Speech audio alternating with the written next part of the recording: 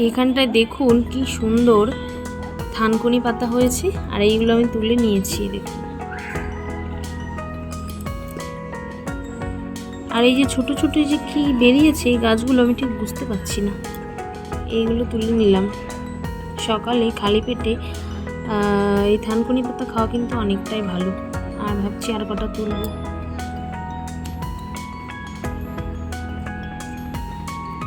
বাড়ি কিছু হলে না কতই না ভালো লাগে। সার তেল দেওয়া না, ইচ্ছা খুশি খাওয়াও যায়।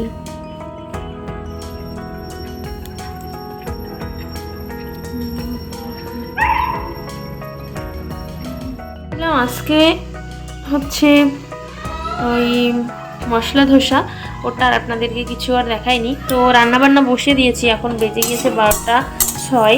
তো এখানে একটু জিরে ভাজা করছি। আমি জিরে গুঁড়ো বাইরেরটা ইউজ করি না, গোটা জিরে ভালো করে শুকনো খোলায় ভেজে সেটা পেস্ট করে রেখে দিই। আর যখন যেখানে জিরে গুঁড়ো লাগে সেখানে এই জিরে গুঁড়োটা ইউজ করি। এটা হাত দিয়ে দেখবো যখন গুঁড়ো গুঁড়ো হয়ে যাবে, এই যে ভাজা হয়ে গিয়েছে, এটা নামিয়ে দেবো। এখানে মিক্সারও রেডি রয়েছে আমার। আর এইখানটায় দেখুন আলুটা ভেজে নিয়েছি, পেঁয়াজ কুচি করা রয়েছে, একটা আস্ত রসুন, কাঁচা লঙ্কা, টমেটো কুচি করে নিয়েছি। আর কালকে চিকেন পকোড়া করেছিল, তো সেই তেলটা দিয়েই রান্না করব। আর এখানে রসুন আর পেঁয়াজ পেস্ট করে রেখেছি। আর এইখানটায় বসিয়েছি সিম আলু ভাজা। আর এখানটায় এনেছে দেশি চিকেন, ওটা ধুতে হবে, এখনো ধোয়া হয়নি। তো জিরেটা এবার গুঁড়ো করে নিই, বেশি ভাজলে আবার পুড়ে যেতে পারে। তো এটা ভাজা হয়ে গিয়েছে, এটা নামিয়ে দেবো এবার। আর তারপরে গরম মশলাও ভেজে গুঁড়ো করব শুকনো খোলায়। এখানে জিরে গুঁড়ো আমার পেস্ট করা হয়ে গিয়েছে, এই যে এটা করে রাখলাম, এটা আমার অনেক দিন চলে যাবে। আর এবার গরম মশলা গুঁড়ো করব। আবার চলে এলাম অনেকক্ষণ পরে। এই দেখুন এখানে হচ্ছে দেশি চিকেন কষা। আর আজকে চিকেনটা একটু অন্যভাবেই করলাম। আজকে প্রথমে তেলের মধ্যে দিয়ে দিয়েছিলাম হচ্ছে গরম মশলা আস্ত, আর তেজপাতা, শুকনো লঙ্কা, একটু জিরে ফোড়ন দিয়ে আমি যেভাবে করি আপনাদেরকে সেভাবেই আজ শেয়ার করছি। আর তারপরে দিয়েছি রসুন আর পেঁয়াজ বাটা। তারপরে রসুন পেঁয়াজটা বাটাটা হয়ে গেলে তারপরে দিয়েছি লঙ্কা, কাঁচা লঙ্কা, টমেটো, পেঁয়াজ কুচি আর একটু লবণ। তারপরে ওটা যখন কষা হয়ে গিয়েছে তারপরে দিয়েছি টমেটো, আদা, জিরে বাটা, লবণ, হলুদ, লঙ্কার গুঁড়ো। আর এবার এটা কষা প্রায় হয়ে এসেছে। তো এটা কষা হতে হতে আমার এবার বাকি কাজগুলো করতে হবে। একটু গরম জল করব, আজকে ভাবছি গরম জলে দেব চিকেন। আমি সাধারণত গরম জল দিই না খুব একটা, আমার মনে হয় না যে গরম জলে স্বাদ খুব একটা এদিক ওদিক হয়, কিন্তু অনেকে দেয়। তো আমি গরম জল দেবো আজকে। ভাতটাও বসাবো, একটু ঢেকে দিলাম, আর একটু হবে। আর আলুগুলো একটু পরেই দেবো, না হলে আলুগুলো ভালো করে ভেজেছি তো হাফ সেদ্ধ আছে, না হলে আবার বেশি আলু গলে গেলে না তরকারি মিষ্টি লাগে, ভালো লাগে না। আর নতুন আলু আমি আনি না, ঠান্ডা হয়ে গেলে কেমন শক্ত হয়ে যায়, আমার ভালো লাগে না। নতুন আলু ভাতে খেতে ভালো লাগে, কিন্তু তরকারিতে দিতে ভালো লাগে না, সেই জন্য নতুন আলু আনিনি। পুরনো আলুই রান্না করছি এখনও আপাতত। এখন তো নতুন আলু বাজারে উঠে গিয়েছে। আর মেয়ে স্নান করে ভগবানকে ভোগ লাগাচ্ছে। এই যে মেয়ে ভগবানকে এখন ভোগ লাগাচ্ছে। আজকে ও উঠেছে বেলা 12টার সময়, উঠে স্নান করে এখন করছে বাকি কাজ। তো আমি আবার পরে আপনাদের সাথে কথা বলছি। এখানে গরম জল দিয়ে দিয়েছি, চিকেন টকবক করে ফুটছে। আর আরেকটু ফুটিয়ে জলটা কমিয়ে নিয়ে তারপরে ঢাকাটা দেব, কারণ দেশি চিকেন তো সেই জন্য সেদ্ধ হতে অনেকটা টাইম লাগে। আর মাংসটা একটু চিটচিট মতো হয়, তো সেই জন্য একটু জলও বেশি দিয়েছি। আর জল একটু কমে আসলে তারপরে ঢাকা দেবো। আর এদিকে প্রেসার করে ভাতও বসিয়ে দিয়েছি। এখানে বসিয়েছি আলু আর লঙ্কা সেদ্ধ, একটা আলুই দিয়েছি। বিকালে একটু কিছু বানাবো সেই জন্য। আর এইখানটায় ছোলাও ভিজিয়ে রেখেছি। বলুন তো কি বানাবো? এই যে কি বলুন তো, এই যে ইনস্ট্যান্ট ফুচকা। তো এইগুলো ভাজা হচ্ছে। আর এখানে করে রেখেছি টক জল। এখানে আলু মাখা করেছি, শসা টোসা কিছু নেই। এখানে দিয়েছি হচ্ছে জিরের গুঁড়ো, আর হচ্ছে ছোলা আর বাদাম দিয়ে করেছি। আর এই যে এইদিকে ফুচকা হচ্ছে, ফুচকা না আপনারা যদি একটু লাল লাল করে ভাজেন তাহলে চুপসে যাবে না, আর ফুচকাগুলো ভালো লাগবে খেতে। আর যদি সাদা সাদা ভাজা হয় তাহলে ফুচকাগুলো চুপসে যায় আর ভালো লাগবে না খেতে। এই জন্যে হালকা লাল করে ভাজবেন, তাহলে ফুচকা খেতেও ভালো লাগবে, মনেই হবে না যে বাইরে থেকে নিয়ে আসা।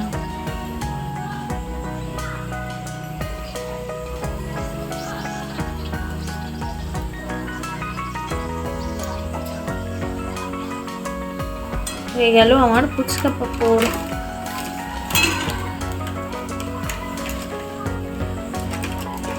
ফুচকাগুলো উল্টে উল্টে চলে আসছে নিজে থেকেই, আমার আর উল্টানো লাগছে না। এইগুলো হয়ে গিয়েছে, আর ভাজবো না, এই কটাই থাক। এই যে হয়ে গিয়েছে ফুচকা ভাজা আমার রেডি। দেখছেন এইটা হচ্ছে কি বলুন তো, পানিপুরি। এই যে পানি আর এই যে পুরি, এইদিকে পানিপুরির জল আর এইদিকে হয়ে গিয়েছে পানিপুরি। যদি আপনারা পানিপুরি একটু লাল লাল করে ভাজুন, বেশি লাল না, অল্প লাল করে ভাজবেন, তাহলে অনেক ভালো লাগবে আপনাদের খেতে। এই যে তো বন্ধুরা, তারপর আমরা ফুচকা খাওয়ার পরে সন্ধে দিয়ে গুছিয়ে চলে এসেছিলাম মেলাতে। তো অনেক দিন পরে মেলা বসেছে, বেশ ভালো লাগছিল। আর ওইখানটায় না মিনি সমস্যা বিক্রি হচ্ছিল। তো এখানে যখন শিব চতুর্দশী হয় তার আগেও মেলা বসে। আর এখানে জিনিসগুলো এত সুন্দর লাগছিল না, আমার দেখেই মনে হচ্ছিল কিছু নিয়ে যাই, কিন্তু কী করবো বলুন, হাজব্যান্ড কিছু বললো কিনতেই হবে না, কিছু নিতে হবে না, তো আর কিছুই কেনা হয়নি। এইখানে অনেক রকমের ডিনার সেট ছিল, অনেক সুন্দর সুন্দর জিনিস ছিল। এখানে এত সুন্দর লাগছিল ফ্লাওয়ার বাক্সগুলো, তো ফ্লাওয়ার রাখার অনেক সুন্দর সুন্দর বাক্স ছিল। তো আর এখানে বৌদ্ধ মূর্তি ছিল, এখানে জল পড়ার কত সুন্দর সিস্টেম করা রয়েছে, ঝর্ণার জলের মতো, দেখেই খুব সুন্দর লাগছিল। এগুলোও ভালো লাগছিল। এগুলো ফ্লাওয়ার পট আছে, আবার অনেকের ঘরে যখন কোনো ডাইনিং টেবিল থাকে তার উপরেও রেখে দেয়, বেশ সুন্দর লাগে। এখানে বৌদ্ধ মূর্তি ছিল অনেক বেশি। তো এখানে দেখুন কি সুন্দর হাতির বাচ্চারা দোল খাচ্ছে, হাতির মায়ের আর বাপের সুরে বেঁধে, খুব সুন্দর লাগছিল। মেলাতে অনেক কিছু ছিল ভ্যারাইটিস। আর এখানে যে জল পড়ছে, এই জিনিসগুলো আমার খুব সুন্দর লেগেছিল, কিন্তু আমার ঘরে রাখার একটুও জায়গা নেই, সেই জন্য আমি রেখেই চলে এসেছি, কিছু নিতে পারিনি। যাই হোক, আপনাদেরকে দেখাবো মেলায় আমরা কত সুন্দর ঘুরলাম, কি কি আছে কি কি নেই, সব মিলিয়ে এই ব্লগটা। তো এখানে দেখুন এখানে মেলা হলে না অনেক ধরনের চাটনি বিক্রি হয়, অনেক ধরনের পাঁপড় বিক্রি হয়। তারপর এখানে যেমন খাবার আছে বড়া পাও, মাঞ্চুরিয়ান, কাটলেস, বিভিন্ন রকম ভ্যারাইটিস খাবারও থাকে। এখানেও একজন স্টেশনারি জিনিস যেগুলো বলি সেগুলো নিয়ে বসেছে। আর এই দুই দিকে না স্টল, এখানে দেখুন, এখানে আছে অনেক কিছু, ব্যাগের স্টল আছে, এখানে আছে জুতোর স্টল, এখানে জুতো নিয়ে বসেছে, এখানে আছে মোবাইল কভারের স্টল, আর এখানটায় আছে বিভিন্ন রকম পান মশলা, বিভিন্ন রকমের ওদের কি চকলেট বলে সেই সমস্ত কিছুর স্টল। এখানে আবার জুতোর স্টল বসেছে অন্য আর এক জায়গায়। আর এখানে বিভিন্ন জুয়েলারি ছিল, যেগুলো অক্সিডাইজ জুয়েলারি। আর এই দেখুন এখানটায় কিন্তু বিভিন্ন ভ্যারাইটিসের চাটনি পাওয়া যায়। এই দেখুন এখানে নাম্বারের সাথে কন্ট্যাক্ট করলেও আপনারা পেয়ে যাবেন।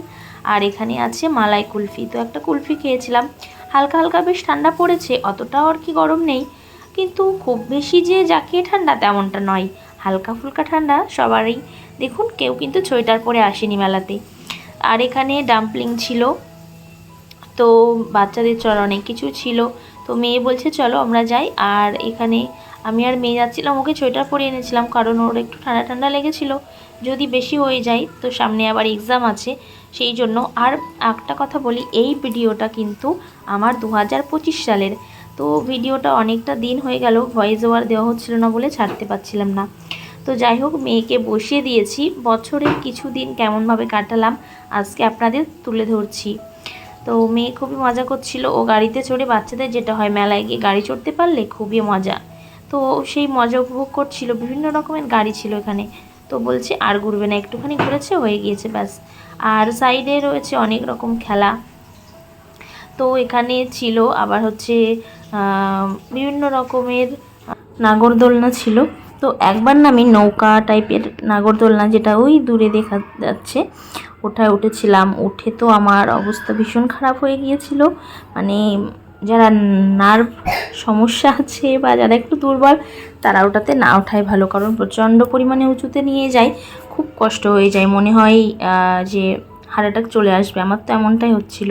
তো সেইবারের পরে থেকে না আমি আর উঠিনি। তারপরে বাচ্চাদের অনেক রকমের খেলনা ছিল, অনেক রকমের গাড়ি ছিল, অনেক দোলনা টাইপের অনেক কিছুই ছিল।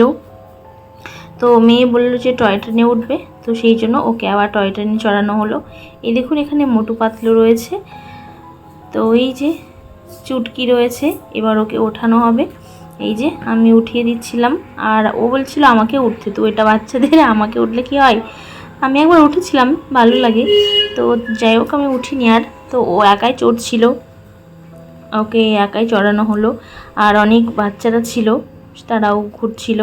তো এখানে অনেক সুন্দর সুন্দর জিনিস তো দেখালাম, তার সঙ্গে এখানে ছিল বইমেলাও। তো এই মেয়ের এই টয় ট্রেনটা চড়ানো হয়ে গেলে তারপরে আপনাদের নিয়ে যাওয়ার চেষ্টা করব বইমেলাতে। তো সেখান থেকে মেয়ের জন্য একটা বইও আমরা নিয়েছিলাম, কালারিং বুক। তারপরে ওটার থেকে এটাই চলে এসেছে। তো ওর তো আর বায়নার শেষ নেই, তো একটার পরে একটা চড়ছে, মজা পাচ্ছে। প্রথমে এটাতে উঠতেই চাচ্ছিল না, তারপরে বলছে আমি একদম উপরে উঠতে চাই। তো ওই উপরেরটায় ওঠানো হয়েছে, এখন ওখানে বসে বসে দাঁত বার করছে, বলছে ভালো লাগছে উঠতে। তো এই ছিল আজকে মেলায় আমরা খুব সুন্দর ঘুরলাম। আর মেলাতে কিন্তু তেমন কিছু খাইনি, শুধু একটু কুলফি খেয়েছিলাম, আর বেশি কিছু খাইনি। আর যে বইটা নিয়েছি আপনাদের বাড়িতে গিয়ে অন্য ব্লগে শেয়ার করব। তো তারপর চলে এসেছি মাসিদের বাড়িতে। তো আজকে যেহেতু সানডে ছিল, তো সানডে বলে আর ঘুরে তারপরে মাসিদের বাড়িতে একটু আসি। তো সপ্তাহে তেমন আসা হয় না, কাজ থাকে, মেয়ের পড়াশুনো থাকে, সংসারের অনেক রকম কাজ থাকে। আর আমি যেহেতু পিস বানাই, তো মাসি রান্না করেছিল চিকেন, মাটন আর হচ্ছে চালের আটার রুটি। তো এটা এখন খেয়ে নিচ্ছি, আর খাওয়ার পরে তারপরে চলে যাব বাড়িতে। হাজব্যান্ডও রয়েছে বাইরে। তো আজকের মতো ব্লগটা এখানে স্টপ করছি, বাই বাই।